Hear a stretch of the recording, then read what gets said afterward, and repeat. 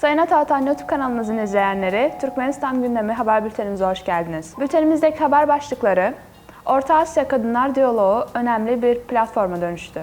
Türkmenistan ile Kırgızistan arasındaki ticaret hacmi arttı. Kazakistan, AB, Orta Asya Ekonomik Forumu'na ev sahipliği yapacak. Ve son olarak Türkmenistan önemli nakliye merkezine dönüştü. İlk haberimiz, Orta Asya Kadınlar Diyaloğu önemli bir platforma dönüştü. Orta Asya'da Kadınlar Diyaloğu, Aşgabat toplantısının sonuç belgesi, Birleşmiş Milletler belgesi olarak yayınlandı. Türkmenistan'ın Birleşmiş Milletler nezdindeki daimi temsilciliğinden yapılan açıklamalara göre, 10 Aralık 2022 tarihinde Aşgabat'ta gerçekleştirilen Orta Asya Kadın Diyaloğu yıllık toplantısının sonuç belgesi, Birleşmiş Milletler Genel Kurulu'nun 77. oturumu kapsamında BM'nin 6 resmi dilinde yayımlandı. Belge 18, sürdürülebilir kalkınma, 26 kadının gelişimi ve 61 Orta Asya'da barış, güven ve işbirliği bölgesi gündem maddelerine giriyor. Orta Asya ülkeleri Kadınlar Diyaloğu, görüş ve deneyim alışverişi için etkili bir platform haline geldi. Diyalog kapsamında yapılan toplantılarda kadınların ve kız çocuklarının toplumun politik, sosyoekonomik, kültürel ve insani yaşamına katılımlarını arttırmada en iyi dünya uygulamaları ele alınmakta. Aşgabat'ta Aralık ayında yapılan toplantıda diyalog, daha fazla işbirliği için net önergeler sundu.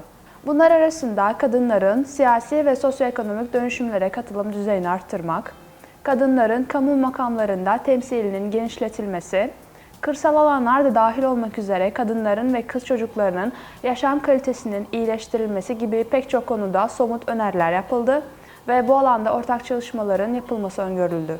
Orta Asya Kadınlar Diyaloğu 2020 yılının sonuna doğru kuruldu. Bu süre zarfında kadınların kamusal ve siyasi yaşamdaki rolünü görüşmek için yetkili bir bölgesel platform olarak kendini ilan etmeye başardı. Daha sonra Orta Asya ve Rus Kadın Diyaloğu geliştirildi ve bu bağlamda ilk toplantı gerçekleştirildi. Türkmenistan ile Kırgızistan arasındaki ekonomik işbirliği gün geçtikçe güçlendiriliyor. Kırgızistan Ulusal İstatistik Komitesi'nin yaptığı açıklamalara göre Ocak-Kasım 2022'de Türkmenistan ile Kırgızistan arasındaki dış ticaret hacmi 2021'in aynı dönemine yani 30,5 milyon dolara kıyasla 2,6 kat artarak 79,6 milyon dolara ulaştı. Bu dönemde Türkmenistan'ın Kırgızistan'a ihracatı 2021'in aynı dönemine yani 26,6 milyon dolara göre 2,8 kattan fazla artarak 75 milyon doları buldu. Rapor döneminde Türkmenistan'ın Kırgız ithalatının toplam hacmindeki payı %0,9 olarak gerçekleşti.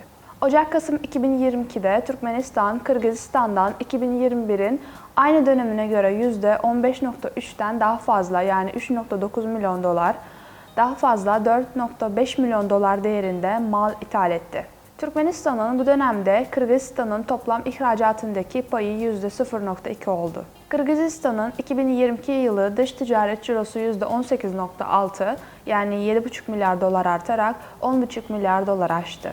Kazakistan, AB Orta Asya Ekonomik Forumu'na ev sahipliği yapacak. 2023 yılında AB Orta Asya Ekonomik Forumu Kazakistan'ın Almaty kentinde yapılacak.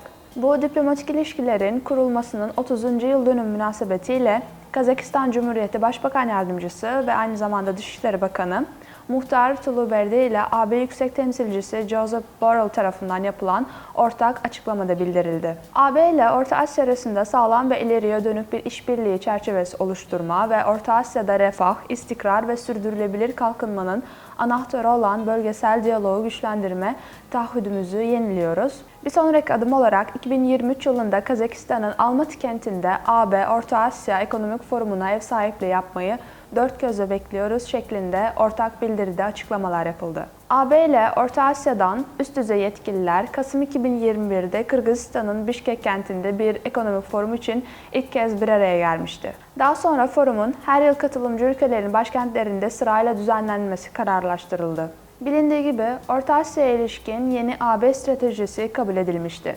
Bu strateji kapsamında Avrupa Birliği'nin çeşitli program ile Orta Asya'ya yönelik yatırımları arttırıldı. Ve son olarak Türkmenistan önemli nakliye merkezine dönüştü.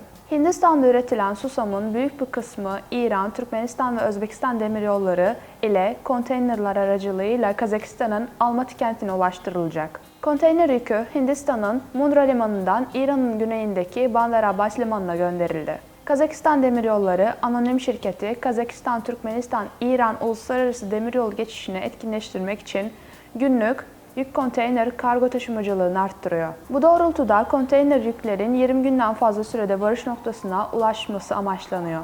Kuzey-Güney Uluslararası Ulaşım Koridoru'nun doğu kolu Kazakistan, Türkmenistan ve İran'dan geçmekte. Geçen yıl bu demiryolu aracılığıyla Rusya'dan Hindistan'a çok sayıda sevkiyat yapılmıştı.